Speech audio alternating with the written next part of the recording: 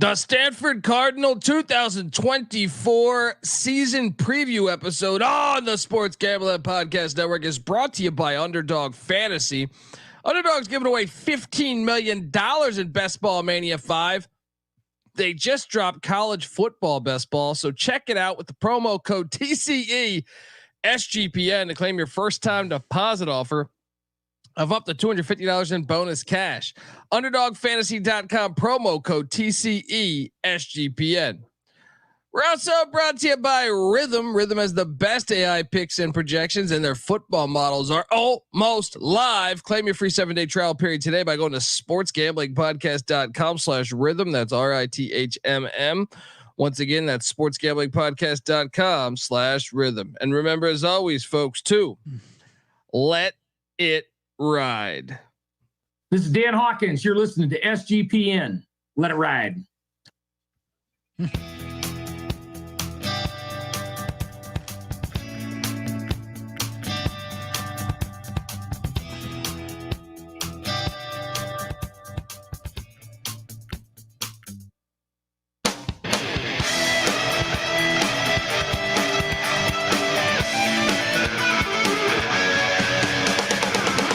Yes, yes, yes. Woo! Welcome to the college football experience. Stanford Cardinal 2024 season preview episode. I am excited to talk Stanford ball as they enter the All Coast Conference. Yes. Stanford is no longer a Pac-12 team, and that's why I think if you're a Stanford fan, you're thinking, hey, I mean, why can't we go dominate the All Coast Conference? I will say, like, you look back from a year ago and you're like, okay, obviously not the greatest season, lose to an FCS that their head coach had just previously been to. But when I sit there and say they were 9 losses, 8 of those losses were by teams that won 8 games or more. So okay, maybe it wasn't as bad as we thought. YouTube.com/the college experience as we break down all 134 college football teams with an hour-long episode for each and every team in the land. We've completed the SEC, the Pac-2, the Big 10, and the Big 12 as we're about to finish off the ACC. The Mountain West is out there as well as the Notre Dame Fighting Irish preview. Go check those out. If you're wondering just who the hell you're listening to, my name is Colby Swing at Database Dan, aka Pick Dundee. That's not a pick. This is a pick. He was raised in the land down under, where a man thinks on his feet, speaks with his fists, and lives by his wits. When Dundee happened, he was a superstar. I'm probably drinking too much and celebrating too much and not sleeping. Would have killed a normal man, but no, that's gone. The medical advice I got from that was like being hit by lightning. Pretend it never happened and get on with your life. Quarterback U, they call this thing, all right? From Andrew Luck, freshly back from his European backpacking tour. He was at Stanford games last year. John Elway, Jim Plunkett, Steve Stenstrom. You can go on and on and on about the quarterbacks that have come out of here.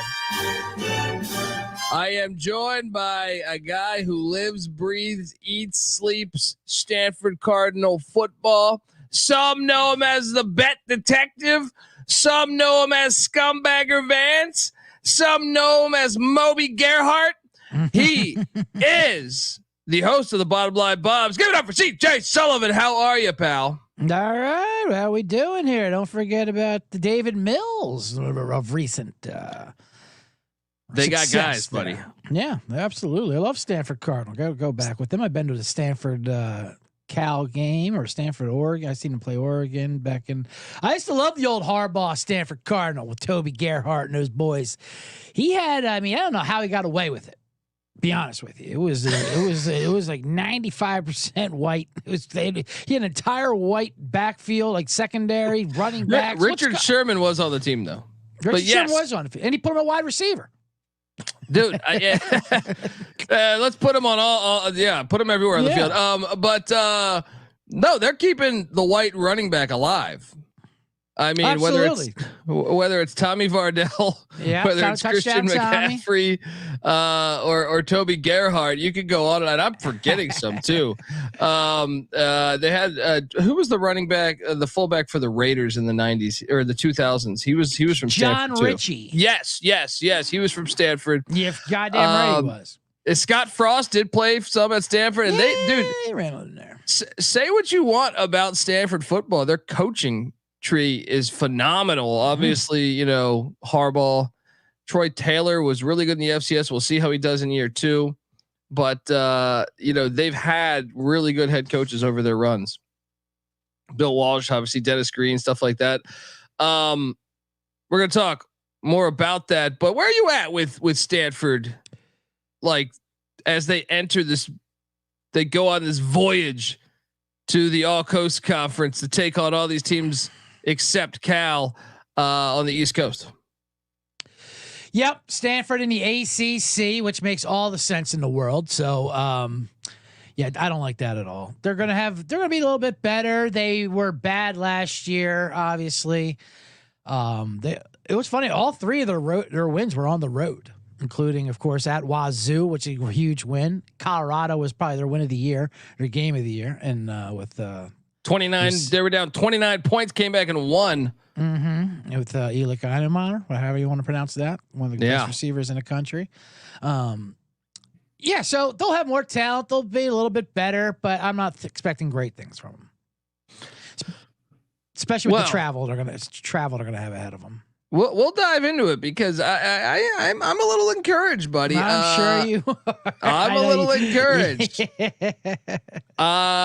Folks, before we go further into this preview, I do want to tell you that the Stanford Cardinal 2024 season preview is brought to you by the Sports Gambling Podcast Network. Yes, the Sports Gambling Podcast just launched their 32-team NFL preview series where they're going to do a solo episode on every single team in the land. And as a bonus, each team preview will include a code word. Submit the 32 code word phrase, and you could be the lucky winner who gets a $500 NFL Circa future bet. Subscribe wherever you get your podcasts and the SGPN app, which is free to download in the App Store and Google Play Store. Alrighty, back talking Stanford Cardinal football. Troy Taylor, year 2. This guy had an undefeated regular season at Sac State just 2 years ago. Yeah. And lost in a crazy playoff game. One of the crazier FCS games I can remember in the past 10 years. But where are we at with Troy Taylor here? Well, I mean, last year was his first year of the full-on rebuild, so you can't really blame him. Because in 2022, they were just rated by the portal. They didn't even have enough scholarships for the threshold, I think. Well, they're still rated by the portal. We'll get to that, right. but because that's like, always going to be an issue. Now, I did see Stanford do something this offseason, like about 2 or 3 months ago, to make it easier. They did something to make it easier for the coming year. Now, obviously not affected this year, but for the coming years of being able to bring in some transfers. But yeah, I mean, he's the OC, by the way, Troy Taylor. DC is Bobby April. I'll tell you this though, man. He's 33-17 in 4 years as being a head coach. He was 30-8 at Sac State. He played for the California Golden Bears back in the day. Disgusting, huh?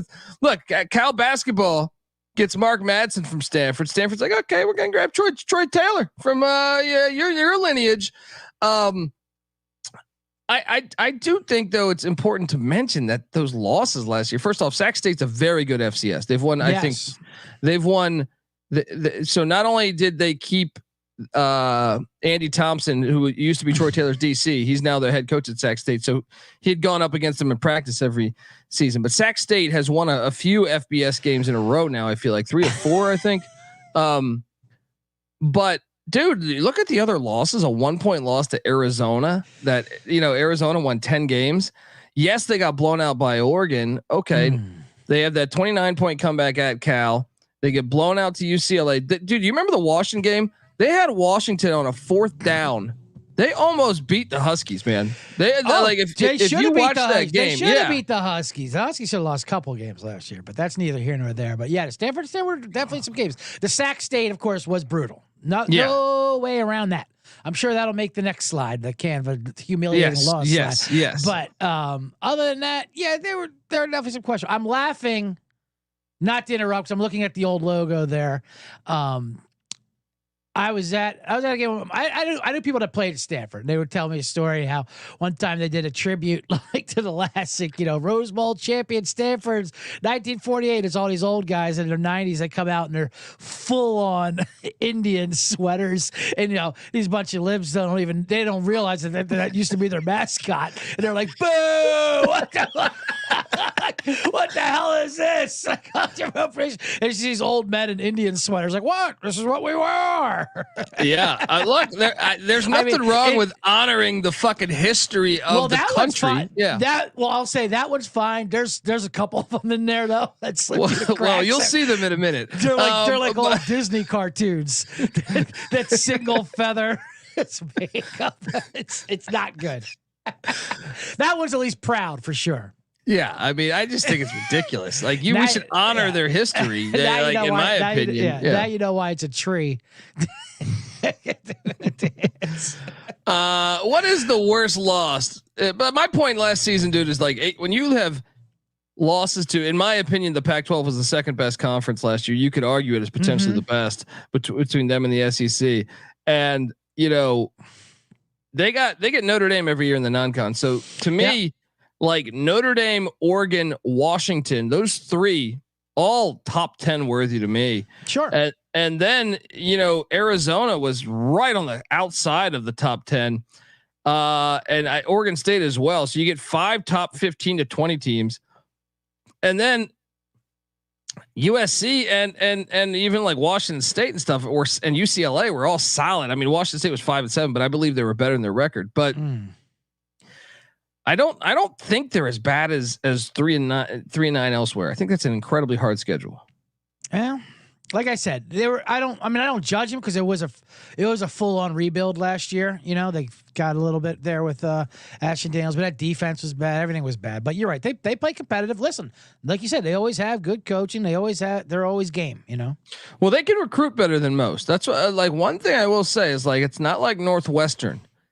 Stanford, because of their academics, can get in big time college football players, that I think Northwestern or some of the other, like Wake Forest, would struggle to get in. Right. Stanford has that. You are in California.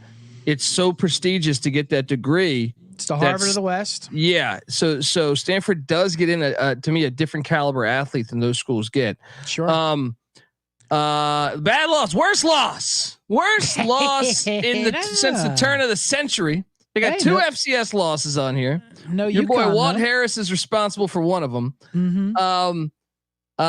Couple San Jose State Spartan losses. They're on the schedule this year, by the way, at Spartan Stadium.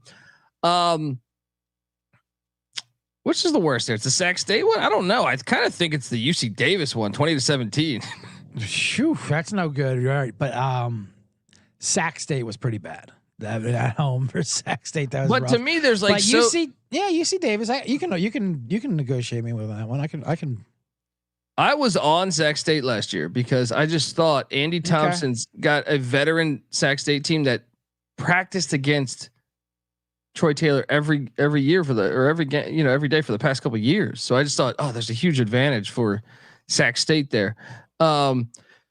Anyway, look, let's get in there and talk a little bit about this offense from a season ago. But before we do that, I do want to tell you that the college football experience is brought to you by Underdog Fantasy. Yes, Underdog Fantasy just launched Underdog Streaks. Hit your first 2 pick entries and you go streaking. Yes. If you go on an 11-0 run, you can win 1,000 times the amount of money you enter. Plus, Best Ball Mania is live with $15 million in prizes. I told you college football best ball is here. We're going to cover it on this very podcast platform. So buckle up.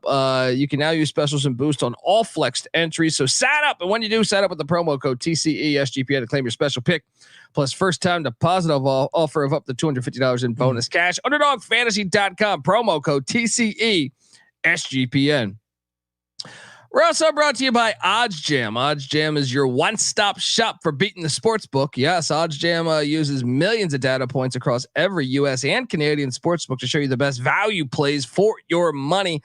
Their line shopping tool shows you the best price for any bet you want to make across countless different sports books there. Not just the big ones like DraftKings and FanDuel, but also, Bovada, BetOnline, Cut, and much, much more. Their arbitrage tool will find opportunities where you can bet both sides of the same prop on different sports books to guarantee a positive ROI. If you're interested in trying out Odds Jams, you can get a 7-day free trial period today by going to oddsjam.com with the promo code SGPN. Don't forget that promo code though, SGPN. It will get you 35% off your first month of your subscription. Check out Odds Jam. All righty, back talking Stanford Cardinal football. The offense, I adjusted these to ACC numbers last year. They're 110th in scoring per game, which would have been 12 out of 14 in the ACC last year. They were 89th in yards, which actually would have been 9th in the ACC. And hell, they would have been a top half passing team in the ACC a year ago. 57th nationally. Now the rushing attack would have been bottom 3 as well at 12th in the ACC. Any of those stand out to you? Oh boy. Well, you're right. An ACC would be a lot better. They had some sparks. They had some little bit of sparks. Obviously, the receivers were good. The quarterbacks went back and forth. They got a little bit there with Ashton Daniels, but yeah, rushing is not great. Usually, what they would hang their hats on, but yeah, no, they were bad, and the defense was worse. Yeah. See people saying put Stanford in the MAC. Look, I know Stanford's been asked for like 3 or 4 years in a row. But this is a good program, man. Like I don't like it's historically a good program, and they still have talent too. Like when just thinking about that San Jose State, like they have more talent. That's why these are bad losses. Stanford, yeah, they are a legit program. Like I'm just quickly doing some math right now. 14 times they've had 8 or more wins in the since 1990. That's what I'm saying. Like they're a decent program, man. And that's why I don't worry about, like, I don't think it's going to be absolutely horrible for them. They have 10 starters back returning on the offensive side of the ball. Led by Ashton Daniels. Remember, this was a younger quarterback they played last season. And I do believe Troy Taylor's like following him at Sac State. If you subscribe to the FCS College Football Experience, which I host, they put up a shit ton of points. So I do believe he's going to get this offense right. Now, the defense is where I would worry, but bringing back your entire receiving core, and Bachmeier flashed as a freshman. That's the brother of Hank Bachmeier, the quarterback for Wake Forest right now, which they play this year. We have a Bachmeier Bowl going on this year. A brothers Bachmeier Bowl? Yes. Ayomanor is a stud. I can never pronounce his name. He's one of the best receivers in the country. Yeah, that's what I'm saying. With him, Bachmeier and Bryce Farrell, like, I think this offense is going to be fine. Sam Roush at the tight end spot, bringing back your entire offensive line. I tend to think this offense will be pretty good. And I also think, like, I will say, like, the ACC there's some better ACC defenses than, say, the Pac-12's like best defenses lately. We had Oregon and Utah have been on another planet than like most of the conference. Actually, Arizona wasn't bad last year, but and Oregon State too. I'll throw those 3 in there of saying recently over the past few years, Utah, Oregon State, and Oregon have been playing really good defense. So other than that, though, you do get a lot of weaker defenses. Actually, UCLA was really good last year too. But that's why I think the transition, like their offense is going to work. I think they're going to put up points no matter who they play. You know what I mean? Maybe at Clemson or something they'll struggle, but I'm saying, like, I think they'll put up a solid amount of points. What do you make of this offense? Yeah, they'll have playmakers for sure. They'll definitely improve. I like the receivers and the quarterback. We'll see how he does. The offensive line does all return. Problem is that's that offensive line. They need to improve. They were bad last year. They gave up 41 sacks. And as you showed the rushing stats, 3.5 rushing yards per attempt. That's not going to get it done. So if they improve, which they come back with more experience, they certainly can. So I like the offense too a little bit. some solidarity there with experience with the O-line, but yeah, I like their playmakers, like the receivers. Yeah. I think they're gonna. Now they did lose some depth. Their backup quarterback Ari Patu heads out to the Lions in North Alabama. EJ Smith, the son of Emmitt Smith, now going to Texas A&M. He's a guy that a few years back was their starter.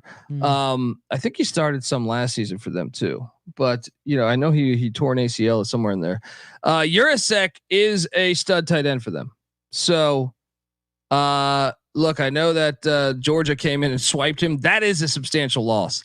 Also, a couple other offensive linemen hit the portal, but to me, the big one there is Urasek. EJ Smith, like, okay, it'd be nice to have a super experienced running back, because that's the one position they don't return a starter. I mean, I guess Sedrick Irvin started 3 games for them last season, but Urasek is a big one there. Urasek and Smith, I would say, right? Yeah, for sure. Absolutely. Sedrick Irvin played some games for him. They got 4 backs back. They just try to load up, see if one of them hits kind of, but yeah, Smith is, that's a tough loss for him. And Urasek, of course. Yeah. Now they went out in the portal and they brought in one fucking guy, Griffin Wise from Washington. Mascot.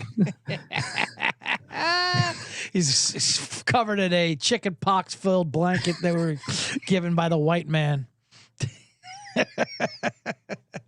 Here's your gift. Oh boy. Look, but welcome to the ACC. Here's some smallpox. He's got the Stanford axe, which I appreciate. Yeah, they should have him chopping down the Stanford tree. That'd be great. Some fucking goddamn liberal arts major in a tree costume and him chopping it down. I would say they lost the transfer portal. How about you? Yeah, they certainly did. But like you said, they recruited some. They have that 4-star recruit quarterback, Elijah Brown, who might give Ashton Daniels a little competition. He's probably not ready yet for him. It's Ashton Daniels' job to lose, but that's a sign of players coming in that you like. But yeah, they definitely lost the transfer portal. Yeah. And by the way, I want to key in on this. Stanford is 7-2 against the ACC since 1998. No, I did not know that. And here's another thing for you. Since 1998 as well, Notre Dame plays 7 ACC schools every year. Mm-hmm. Notre Dame only has a 5-game lead on Stanford from 98. Like I'm saying, like Stanford fucks with Notre Dame, dude. Whether it doesn't Stanford matter the coach. Notre Dame. Absolutely. I went to one of those Stanford Notre Dame games in South Bend, of course, with Andrew Luck was there. And they pulled out a nice win. Stanford always messes with Notre Dame. It's a good rivalry. Yeah. Now the defensive side of the ball.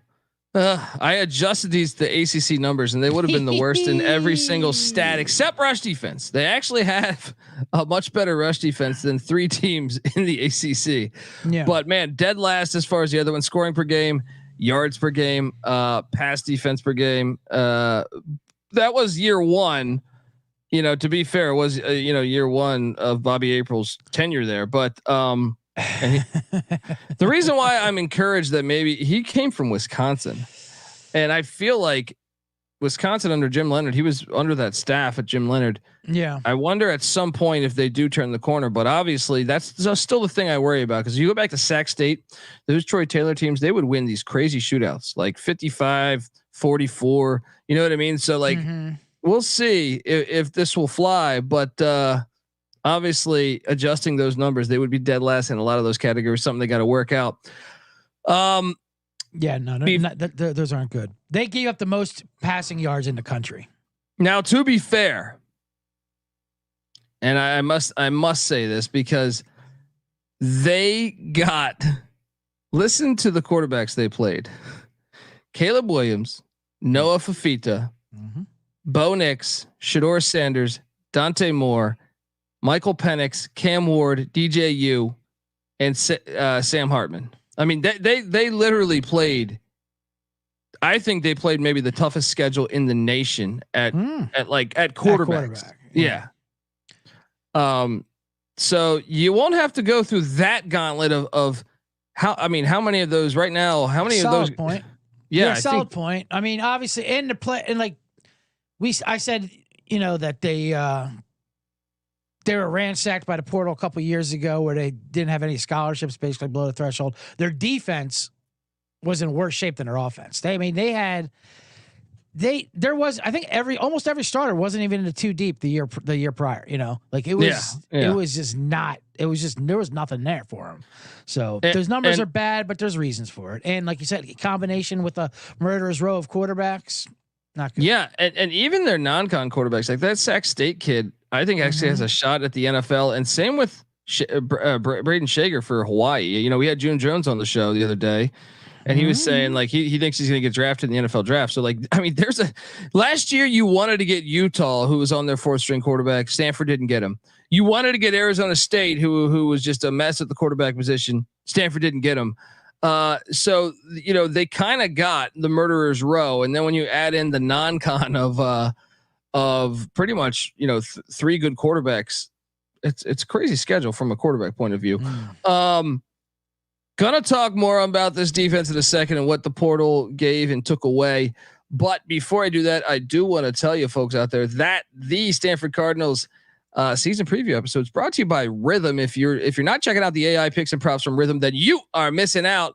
They just predicted a bunch of winners for the British Open, and their football model's about to drop. You can customize your own betting models easily using Rhythm's tools. Claim your free 7-day trial period today by going to sportsgamblingpodcast.com/rhythm.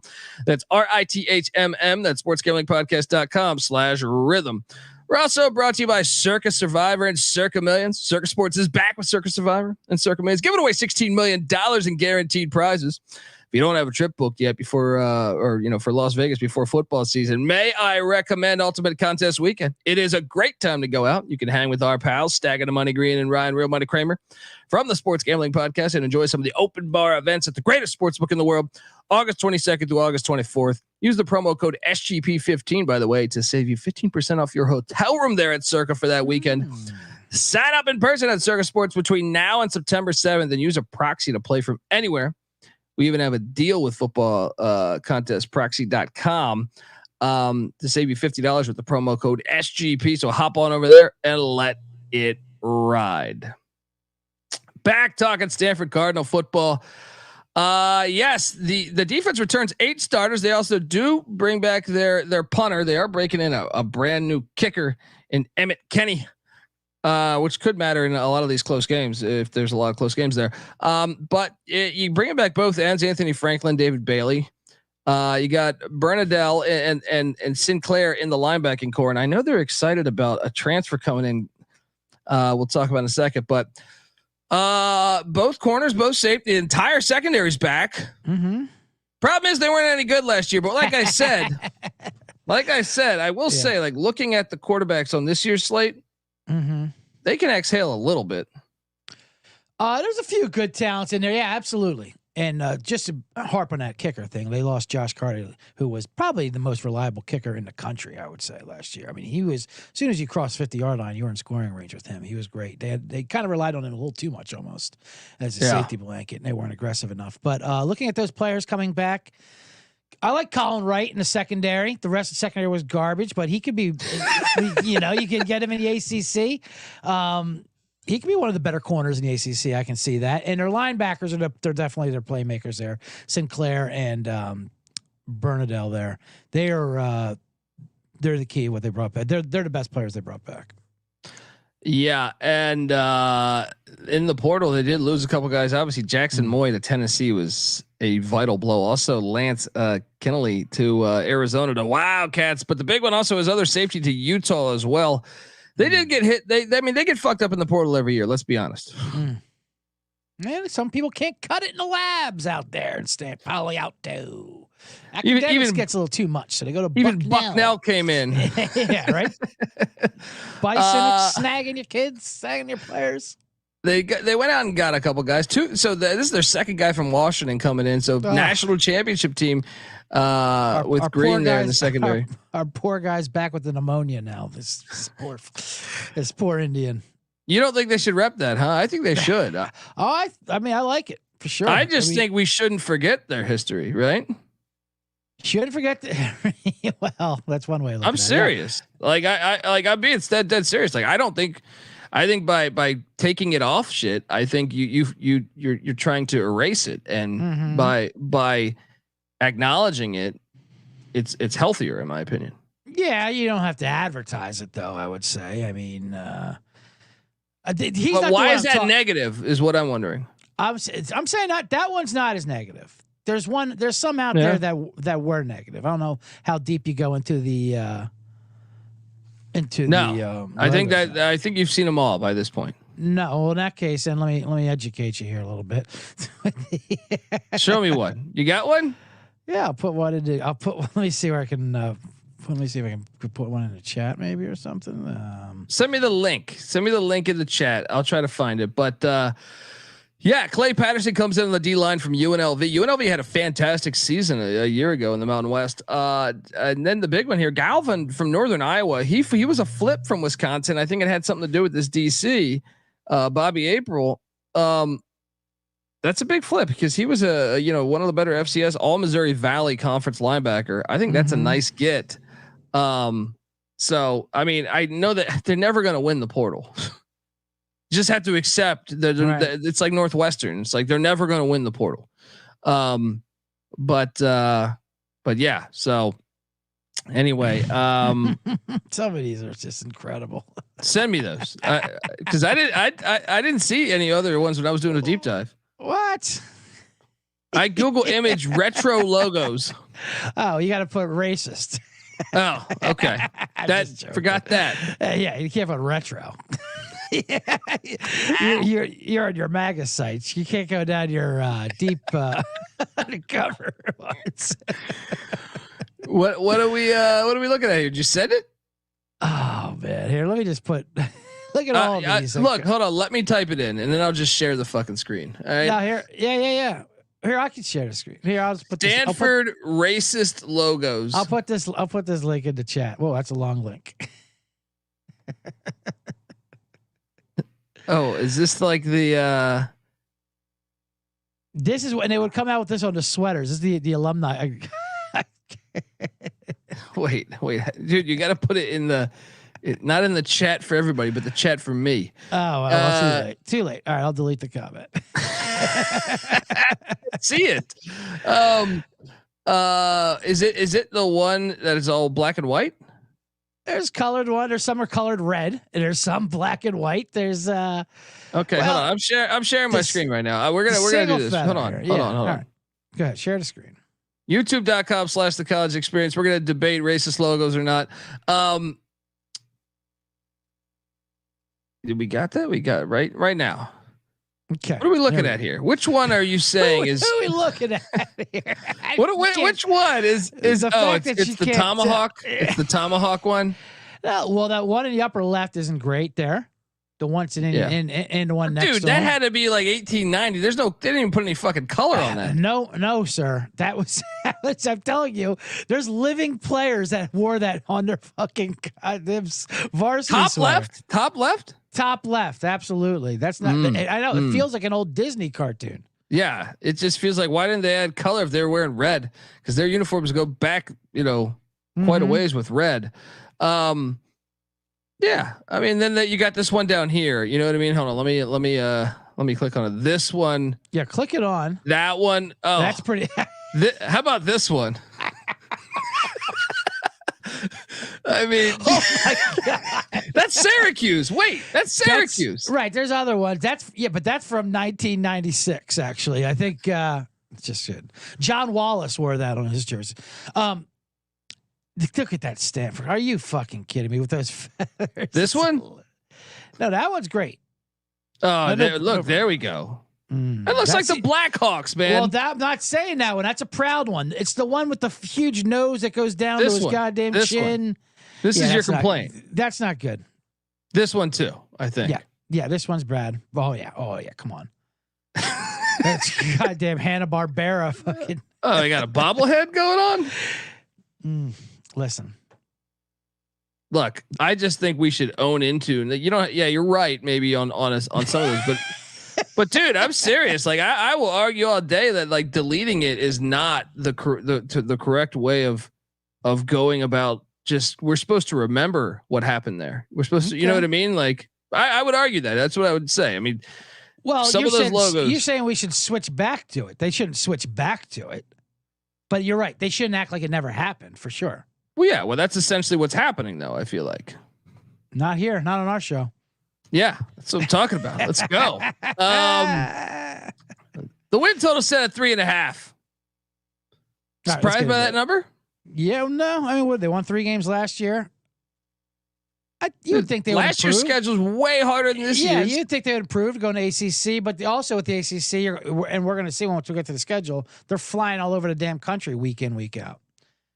Yeah, it's true. They're plus 40,000 to win the ACC championship. I mean, look, if you're a Stanford fan, you might as well take that. All right. Why not? Sure. To make the 12-team playoff plus 30,000 there. To win the Natty plus 100,000. Yeah, I mean, let's dive into the schedule. Like my first reaction. And by the way, I do want to mention the shop around. I've been using DK for all these. I do see a 2.5 out there. Wow. So if you're bullish on this, there is a 2.5 out there. Cause at 3.5, I do want to mention that the overs minus 150, right? The unders plus 135. At 3.5, it's 150. Yeah, on DK right now, which I'm surprised about because the fact that you could find a number out there way lower. Anyway, let's get into the schedule because it's got some challenges. Week 1. Oh fuck, my number floated up. I was just gonna say they got a tough non-conference schedule that they gave themselves. Opening up for TCU is, I mean, they always do this. Yeah, they always a lot, dude. A couple years ago, they played 12 Power Fives. They didn't have an FCS. They didn't have a group of 5. They played 12 Power Fives. I think this TCU game is going to be a game, though. I like. What's the spread right now? And this is at night, right? On the farm there in Palo Alto, Sanford Stadium, who hosted the Super Bowl. What 84 was it? Yeah. Let me see if I can. At night. I'll pull up the line. It's a Friday night game. It's a Friday night game. I mean, they got a couple Friday night games early on, actually back to back almost. But as far as this line, I know I would set TCU at probably a 4. It is 9. I'm sorry. Good God. Give me the points. Give me the points. I think we'll be taking the points a lot with Stanford this year. Not doesn't mean we're going to win outright. Sprinkle a little money line, 285 versus TCU opener. Yeah, I mean, I think TCU probably is going to win the game, but I wouldn't shock me if Stanford won it. Both all good on defense last year. Kind of a sleepy game, you know. Week 2, they get the Mustangs at Cal Poly coming in there. Sleepy game. It's a Friday night opener. Well, you know, students aren't on campus. Is my point. Yeah, right. Fair enough. That helps. That helps TCU though. Yeah, that's what I'm saying. Like, it's going to be a sleepy ass game because no one will be there. Right. Fair the enough. Students don't get there till like the 20s, September 20s, I think. Okay. So even this next game going to be a sleepy game when Cal Poly and the Mustangs come to town. But I got a 1-1. I think potentially 2-0. 1-1 and right to the bye. Yeah, I hate that bye week there. Yep. Terrible. But now they go to the Carrier Dome on a Friday night. I mean, I have to favor Syracuse, but I'm not gonna be shocked if Stanford beats Syracuse. No, I kind of got this as a coin toss on a Friday night game. I'll give Syracuse the nod here. Although it's off of a bye on a Friday night, I kind of like Stanford here. I'm gonna go 1-2. I'm gonna go. I think they lose it. We'll still take Syracuse. Go ahead. Then they're back-to-back away as they head to Clemson, South Carolina, to the original Death Valley. 1-3 to start the season. Yep. But I got an upset coming right here on October 5th. Virginia Tech coming to the Farm. That's a long ass trip for the Hokies. And the Hokies didn't beat one team with a winning record last year, except for the bowl game where Tulane's coach and 40 guys were out. They got to prove it to me. Going cross country to a sleepy ass environment. I'm taking Stanford, man. The chat saying that every game in Stanford's a sleepy game, no matter what. Fair. Homecoming's a sleepy game for them. Is this a Friday game? What is this? Is this Saturday? It's a good question. I'll Saturday. Yeah. Well, between this, Syracuse and TCU, they're going to get one of those. Yeah, you have to add a few more in there, a few more coin flips for me, like Wake and SMU. But so you're going Hokies? Yeah, I'm going Virginia Tech. All right. They head to the Golden Dome to take on the Fighting Irish.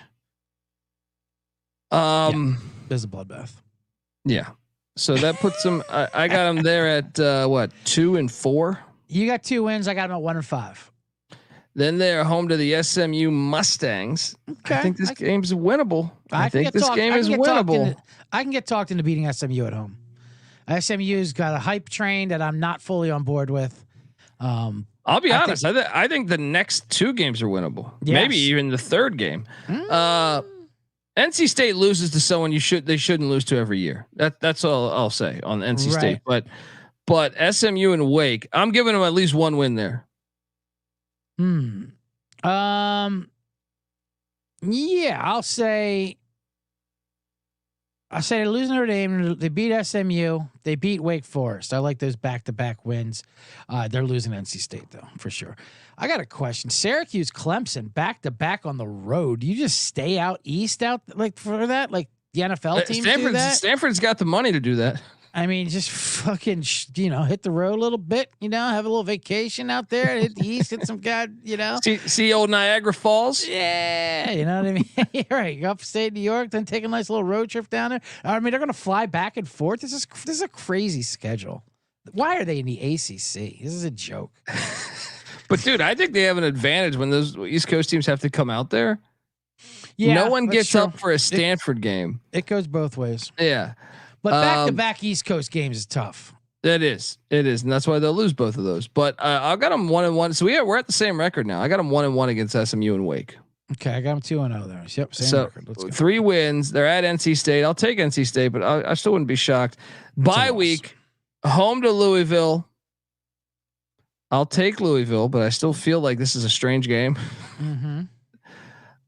They're at Cal. I got them losing at Cal. Mm-hmm. But these games are always wild. The greatest football play in the history of football was played in this fucking game. Kevin Moan. And they're at San Jose State to end the season. They beat San Jose State. I got them at 4-8, maybe even 5-7. I think it's a lock. San Jose State's game is going to be tricky, but I do think they win. They're in year 1, man, and they're changing the offense. They're going run and shooting them. It is better to get a year 1 coach in September. Although I'm pretty sure I took San Jose State during our San Jose State team preview. But I didn't realize Stanford was coming like this. I didn't look at their schedule there. I like Stanford. Like I said, they just have more talent than San Jose State. I mean, I don't think a bowl, like if they could go to a bowl game, dude. You don't think so, huh? You're still on the over though. I'm top. I got the over. I got my 4 wins, but that's my ceiling for them. I don't see 5 wins. I mean, I just think that TCU game is critical. But I mean, Cal Poly, like best case scenario is what, 7-5?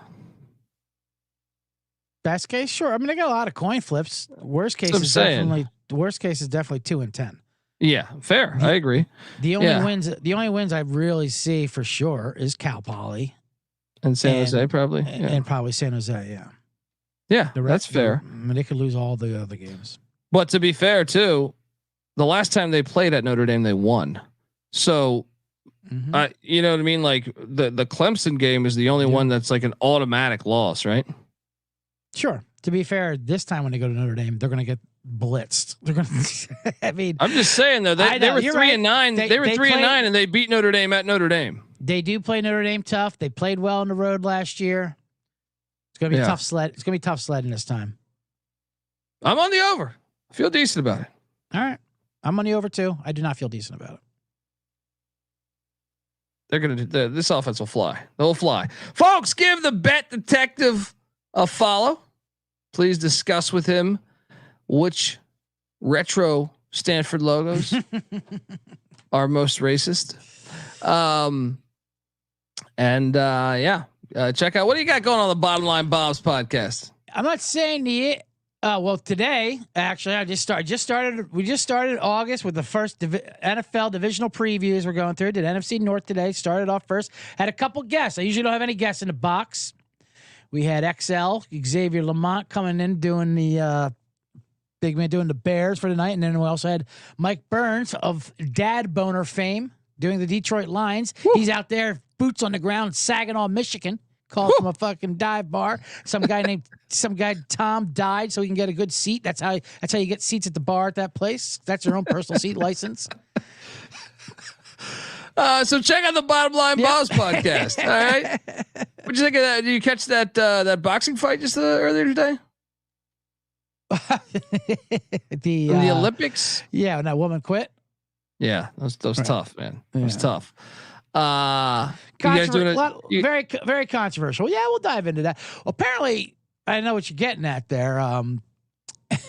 She's apparently, this woman is a woman, not a transgender, and the one side is trying to say, I can't believe they're letting men fight, but she's not a man. She's just a very masculine looking woman. So, not good either way. Check out the Bottom Line Bombs and give CJ Sullivan a follow on Twitter at CJ Sullivan _. Not to get all J.K. Rowlings on you. I tell you what, though, if they keep allowing these rules there, though, I tell all my C-generates, we hammer these men punching, fight women. I mean, parlay that, run it, max play. Those are smash plays. You got to take advantage of these I don't they bring the in cold, but they're counting down 7-6. You got to take advantage of these live Olympic rules, Dundee. If they're allowing men to box women, we bet on the man. That is true. You all-American son of a bitch.